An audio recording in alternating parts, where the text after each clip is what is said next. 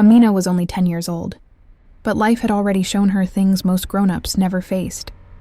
Every morning before sunrise, when the sky was still dark and the world silent, she tied a torn scarf around her head, picked up a dirty old sack, and walked toward the dumping ground outside the city. Her small hands were always scratched, but she kept moving, because she had a dream bigger than the world around her. She didn't pick trash to eat or to survive. She did it to pay her school fees. Amina wanted to study, become a doctor, and change her mother's life. Mama Joyce used to work in a small bakery, but after falling severely ill, she couldn't walk properly. The doctor said she needed treatment, but treatment cost money that didn't exist in their tiny home, so Amina became the provider. Each day she collected plastic bottles, old cans, and metal pieces. She sold them for a few coins, barely enough for food, but she always saved a part for school. She hid the money carefully inside a broken biscuit tin under her bed. One morning, after a week of collecting, she walked proudly toward school.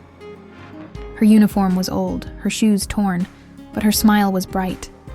She reached the principal's office, placed her small bag of coins on the table, and said softly, "Sir, this is my fee. I want to continue my studies." The principal looked at her with disgust. "Trash picker children don't belong in my school. Take your dirty money and leave." Amina froze. Those words felt like a punch to her chest.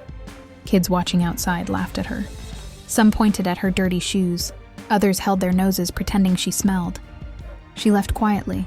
No tears, no anger, just silence. But when she reached home, she sat beside her mother and cried in her lap. Mama Joyce wiped her tears and said, "My daughter, the world may not see your worth today, but one day they will. Don't stop." The next morning, Amina picked up her sack again. She was hurt, but not broken. She collected trash with more determination than ever. She whispered to herself, "One day, I will wear a school uniform again." But fate had a surprise waiting. As she worked near the garbage site, a woman holding a camera approached her. She had been watching Amina for days, confused and curious about a little girl who worked like an adult. "What is your name?" the woman asked. "Amina," she replied shyly. "Why are you here?" "Why aren't you in school?" Amina told her everything. Her mother's illness, her dream to study, the principal who threw her out. The woman Emma was not just any stranger. She was a journalist, and Amina didn't know that her life was about to change forever. Journalist Emma recorded Amina's story, but she didn't publish it immediately. She spent days gathering proof, visiting the school, talking to neighbors, seeing the collapsing home Amina lived in. She wanted the world to see the truth. Not a sad story, but a story of courage. Meanwhile, Amina kept working. Every time people saw her, they ignored her, judged her, or mocked her. Some adults shook their heads, whispering, "Where is her father?" Kids shooed her away like she was dirty. Amina never answered back. She just worked silently. One evening, after collecting a full bag of bottles, she walked home and collapsed near the door, exhausted. Her mother rushed to her, worried. Amina forced a smile. "I'm okay, Mama. One day things will change." That night, Emma posted Amina's story on social media, and within hours, the world woke up. The video went viral. Millions of people watched. A little black girl picking trash for school. Her dreams, her mother's illness, the principal refusing her, her courage despite everything. Hashtags started trending. People commented in thousands. Some cried, some donated, some demanded justice. By the next morning, Amina's name was everywhere. Every news channel, every social media platform, every radio station. Her small face, full of courage and tears, appeared on TV screens across the country. Reporters came to her neighborhood. Cameras followed her. People brought food, clothes, and money. A charity paid for her mother's treatment. Another organization offered Amina a full scholarship. The same principal who humiliated her now panicked. Parents questioned him. Journalists stood at his gate. His school's reputation was destroyed. He went to Amina's house, pretending to be kind. "You can come back to school.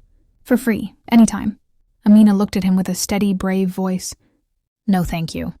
I will choose a school that respects students, not their wallets." The entire country celebrated that moment. Amina joined a new school, clean, beautiful, and welcoming. On her first day, students greeted her with smiles instead of laughter. Teachers encouraged her. She studied hard and her confidence began to grow. News channels followed her journey for weeks. But the most emotional moment came when a national TV network invited her to speak live about her dreams. Standing on a huge stage, wearing a new dress and bright shoes, she held the microphone with shaking hands. Everyone, journalists, politicians, students, watched silently. She said, "I picked trash because I wanted to study, not because I was worthless.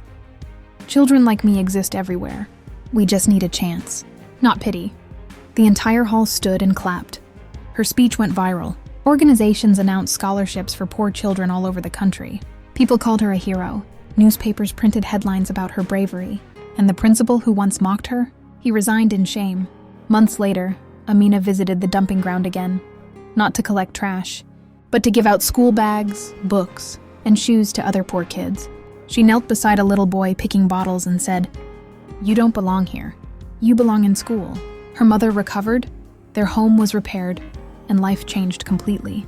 But Amina remained humble, kind, and determined. One ordinary girl had changed the system. A child society ignored became a symbol of courage. And from that day forward, whenever someone searched her name, they didn't see a trash picker. They saw the girl who turned garbage into a future.